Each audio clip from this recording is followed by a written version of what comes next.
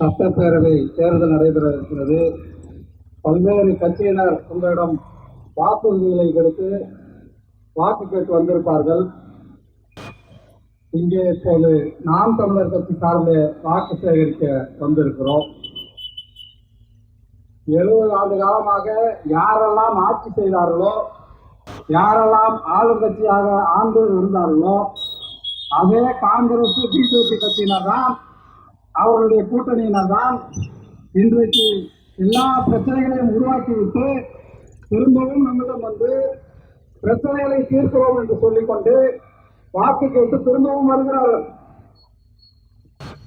இன்றைக்கு புதுச்சேரியில் எந்த அரசியல் கட்சி ஜெயித்தாலும் கூட ஆட்சி செய்யக்கூடியவர் புதுச்சேரியுடைய துணைநிலை ஆளுநர். அந்த துணைநிலை ஆளுநர் யார்? இந்திய அரசாலே டெல்லியிலிருந்து அமர்த்தப்படக்கூடிய அதிகாரி.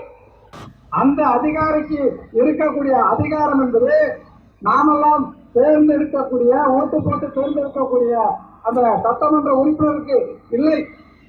எனவேதான் அந்த ஆளுநர் பதவி என்பதை, துணைநிலை ஆளுநர் பதவி என்பதை ஒழிப்போம் என்று நாம் தமிழர் கட்சியினர் வாக்குறுதி இருக்கிறார்கள். ஆனால் ஆளுநர் இருப்பதனால் என்றால் செய்ய முடியவில்லை என்று பேசக்கூடிய என்ஆர் காங்கிரஸ் அரசாக இருந்தாலும் சரி, பாஜக காங்கிரஸ் அரசாக இருந்தாலும் சரி, எந்த ஆளுநர் பதவியை வைத்துக் கொண்டு எதையும் செய்ய முடியவில்லை என்று புலம்புகிறார்களோ அந்த ஆளுநர் பதவியை ஒழிக்க மாட்டேன் என்று தெளிவாக வாக்குறுதி கொடுக்காமல் அதே ஆளுநர் பதவி வைத்துக் கொண்டு நாங்கள் ஏமாற்றுவோம் என்றுதான் நம்ம ஏமாற்றிக் கொண்டிருக்கிறார்கள்.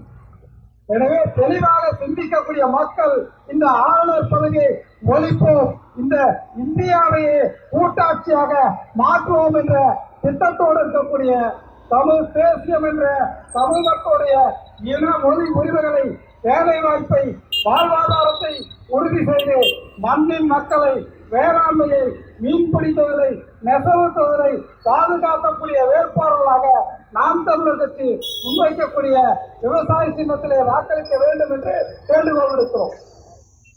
யாரெல்லாம் இப்பொழுது வாக்குறுதி கொடுக்கிறார்கள், என்ன வாக்குறுதி கொடுக்கிறார்கள் யோசித்து பாருங்கள்.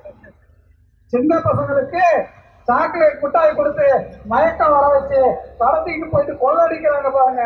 அது போன்ற திருட்டுத்தனமான வேலையாகத்தான் இதை கொடுக்கிறேன், அதை கொடுக்கிறேன் என்று ஏமாற்றுகிறார்கள். நம்ம வீட்டு பிள்ளைக்கு இன்னொருத்தவன் ஏதோ ஒரு சாக்லேட் கொடுத்தா என்ன சொல்லுவோம்? அவன் சாக்லேட்டை கொடுத்துட்டு செயின் அடிக்க போறான், அவன் சாக்லேட்டை கொடுத்துட்டு வளையல வாங்கிட்டு போயிடுவான், சாக்லேட்டை கொடுத்துட்டு கடத்திட்டு போயிடுவான். ஏதாவது இலவசம் கொடுத்தா வாங்காத என்று நம்ம வீட்டு பிள்ளைகளை நாம் எச்சரிக்கிறோம். ஆனால் நாம் என்ன செய்து கொண்டிருக்கிறோம்?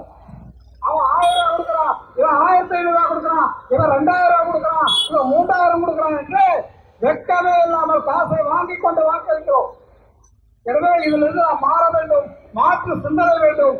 மாற்று சிந்தனை என்பது யாரெல்லாம் காசு கொடுக்கிறார்களோ அவனுக்கு ஓட்டு போடக்கூடாது, அதிலிருந்து தொடங்க வேண்டும்.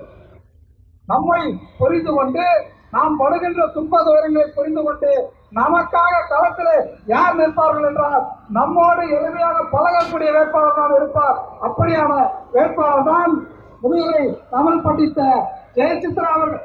இந்த லாசிப்பேட்டை தொகுதியிலே தொடர்ந்து இருக்கக்கூடியவர், இங்கே இந்த மண்ணின் மக்களாக வாழ்ந்து கொண்டிருப்பவர், எளிமையான வேட்பாளர். சொகுசு காரனை, ஏசி காரனை வந்து இறங்கிவிட்டு டாட்டா காட்டிவிட்டு செல்பவர் கிடையாது. அப்படிப்பட்டவர்களுக்கு வாக்களித்து தான் 70 ஆண்டு காலத்திலே எல்லாவற்றையும் இழந்து ஏமாந்து கொண்டிருக்கிறோம். நம் வீட்டு பிள்ளைகளுக்கு புதுச்சேரியில் வேலை கிடைக்காது. நம்ம பசங்க எங்க இருக்கிறாங்க? கஞ்சா பாதையில் இருக்கிறாங்க. கஞ்சா எப்படி வருது? வெளி மாநிலங்கள் இருந்து வருது. வெளி மாநிலங்கள் வந்து உள்ள வர வரைக்கும் இந்த போலீஸ், ரயில்வே இவனெல்லாம் என்ன செய்து கொண்டிருக்கிறார்கள்? ஆந்திராவில இருந்து, ஒரிசால இருந்து, ஜார்க்கண்ட்ல இருந்து, பல்வேறு பகுதிகளிலிருந்து இந்த புதுச்சேரிக்கு கஞ்சா கொண்டு வருகிறார்கள். அதையெல்லாம் தடுக்க முடியாத அளவில் தான் காவல்துறை இருக்கிறது. ஏன்னு சொன்னால் இந்தியா என்ற பேர்ல இந்திக்காரன் அவன் இவன் எல்லாரையும் சேர்த்து வச்சுக்கிட்டு நம்முடைய ஊரை இழந்து வந்துட்டோம். எனவேதான் இன்னர் லைன் பர்மிட், உள் நுழைவு அதிகாரம் என்ற ஒரு அதிகாரம் வேண்டும். அந்த அதிகாரம் என்பது இந்தியாவிலே பல மாநிலங்களில் இன்றைக்கும் இருக்கிறது. நாகாலாந்து, மிசோரம், மணிப்பூர், அருணாச்சல பிரதேசம் போன்ற மாநிலங்களுக்கு நாம் செல்வோம் என்றால் அவனுடைய ஊருக்கு போகும்போது வாசல்ல நின்று கேட்பான், நீ யாரு, எங்க இருந்து வர, எதுக்கு வர, எத்தனை நாள் இருப்ப, கையில என்ன வச்சிருக்கிற, இந்த பொருளை பிரிச்சு காட்டு என்று சோதனை செய்துவிட்டுத்தான் அவன் அந்த ஊருக்குள்ளே நம்மை அனுமதிப்பான். அந்த இன்னர் லைன் பர்மிட் முறை வேண்டும் என்று தொடர்ந்து குரல் கொடுத்து அந்த கோரிக்கை கொண்டு சென்ற நாம் தமிழர் கட்சியினர் இதை வாக்குறுதியாகவும் வழங்குகின்றனர். எனவேதான் அந்த இன்னர் லைன் பர்மிட் வைத்துதான் வெளி மாநிலத்தவரை கட்டுப்படுத்த முடியும். இன்னர் லைன் பர்மிட் முறையை வைத்துத்தான் கஞ்சா போதையை தடுக்க முடியும். அப்படி தடுத்தால்தான் நம்முடைய பெண்கள் இந்த ஊரில் சுதந்திரமாக இருக்க முடியும்.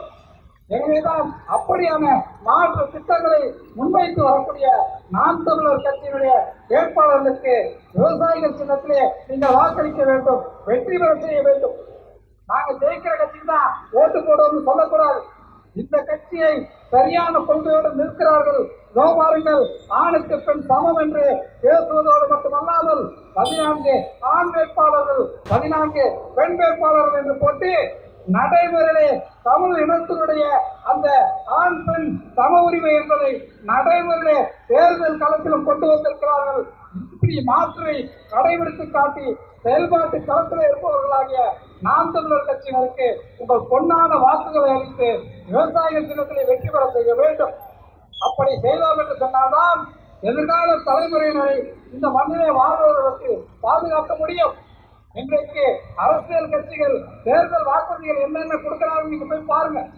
யாரும் இந்த மண்ணினுடைய சுற்றுச்சூழல் பாதுகாப்பு பற்றி பேசவில்லை, வாழ்வாதாரத்தை பேசவில்லை, வேலை வாய்ப்பை பேசவில்லை.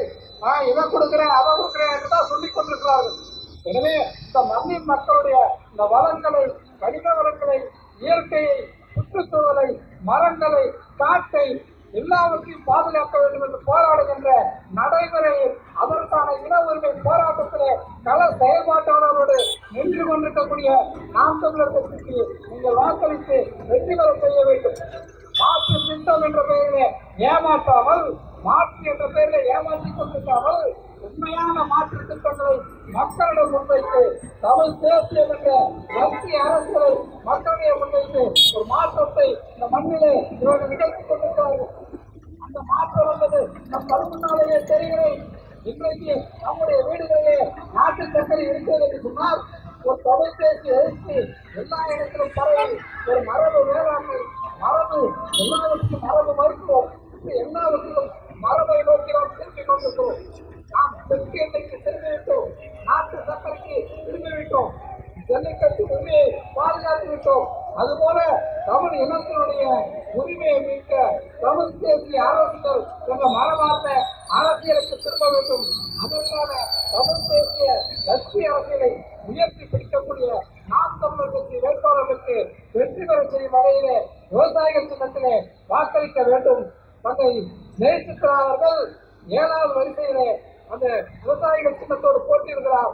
இந்த லாஸ்பேட்டியினுடைய வெற்றி வேட்பாளராக நிற்கிறார். அவருக்கு வெற்றி வாய்ப்பை அளிக்க வேண்டும் என்று சொல்லி வாய்ப்பு கூறி நன்றி வருகிறேன். நன்றி கூறி விடைபெறுகிறேன். நன்றி, வணக்கம். இவ்வாறான பல செய்திகளை, பல சிக்கல்களுக்கு விடை கிடைக்கக்கூடிய செய்திகளை தமிழர் கண்ணோட்டம் வலைவழியில் வெளிப்படுத்தி வருகிறோம். இது தற்சார்பாக செயல்படுவதற்கு நிதி தேவைப்படுகிறது. இந்த நிதியை நம்முடைய மக்களாகிய நீங்கள் தான், இளையோரும் பெரியோரும் நண்பர்களும் தோழர்களும் சான்றோரும் நீங்கள் உங்களால் இயன்ற அளவு என்ன இயலுமோ அந்த நிதியை வழங்குமாறு அன்போடும் உரிமையோடும் கேட்டுக்கொள்கிறேன். உங்களுக்கு நன்றி உணர்வோடும் பொறுப்புணர்வோடும் தமிழர் கண்ணோட்டம் செயல்படும் என்பதை உறுதி தெரிவித்துக் கொள்கிறேன். நன்றி, வணக்கம்.